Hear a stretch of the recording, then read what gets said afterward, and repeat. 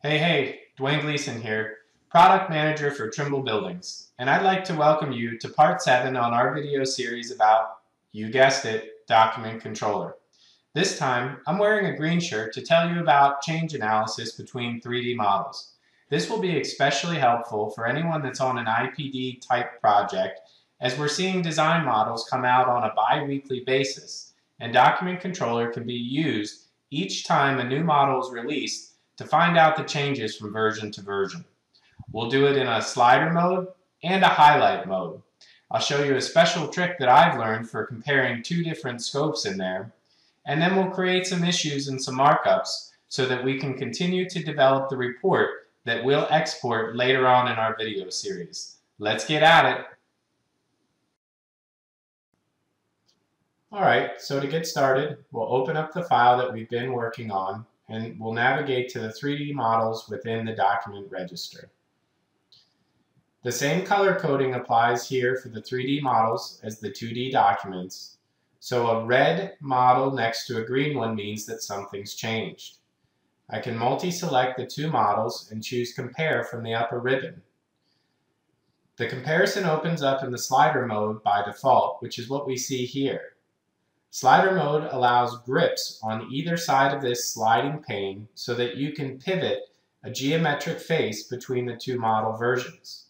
You can also press and hold in the center and move the entire plane all at once. Just like before, we've got color override options for the different input versions. So for example, I want to see my version 2 model showing up in blue. As I push the slider pane around, I can very clearly see in blue just what is the second version of my model. Slider mode is also really handy for comparing two different scopes. Here I want to compare version 2 of the superstructure model with the exterior model. When I activate the slider comparison, again I get the bar in between the two models and I can start to see where the two scopes intersect with one another. I want to take a good look at the slab edge relationship here. It's often very tricky on projects to make sure that the curtain wall aligns with the slab edges just right. So using the slider mode, I can isolate that condition and see just the relationship between the exterior facade and the slab edge. I can turn on a section to drill down even further into just the area that I specifically want to review. Now, I've cut away all the floors above, and I can get an even closer, more detailed look at the relationship. You may notice that we've got red capping here to show us where the sectioning is happening everywhere. That red lets us know that the model has been cut through. If you don't want that, you can turn off capping up here in the ribbon.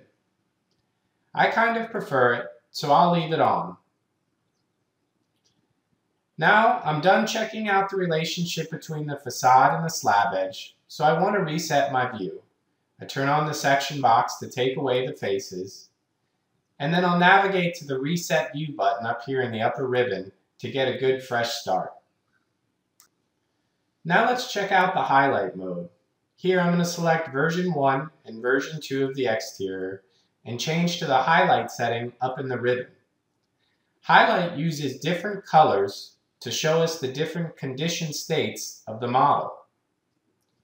By default, red means deleted, yellow means modified, and green means new. Again, you can change that up here in the highlight settings. Let's make the new content turn out magenta. We also have checkboxes so that you can toggle on and off what is displayed. Here we see just the new content. Here we can isolate just the deleted content from version 1 to version 2. This is the kind of information that our estimator would definitely want to know about. So let's create an issue about the content that has changed or been modified so that the estimator quickly knows which numbers to go back and verify. As before, I use the Add Cloud tool to create a new issue. We can see the red box on the outside shows us the viewpoint that the estimator will get in their report. And if I go here to Issue Manager in the list, Creating the revision cloud has created a new issue with a unique code, date, and now I can start to fill in some more detailed information about that issue, such as the subject and the description. I can print that out and report to them later. So that's how you do comparison of 3D models in Document Controller.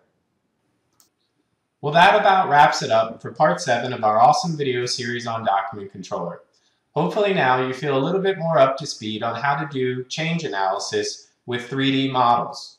Remember that we were able to use the slider mode to jump from model to model and to compare 2 different scopes. And we were able to use the highlight mode to isolate content based on its different state, such as new or modified. And then we learned how to document those issues and those elements so that we can give a report to, for example, the estimator about just the content that's been removed or added from version to version. Join us in our next video where we'll look at how to create reference planes so that you can start using Document Controller in the hybrid mode. Check you later.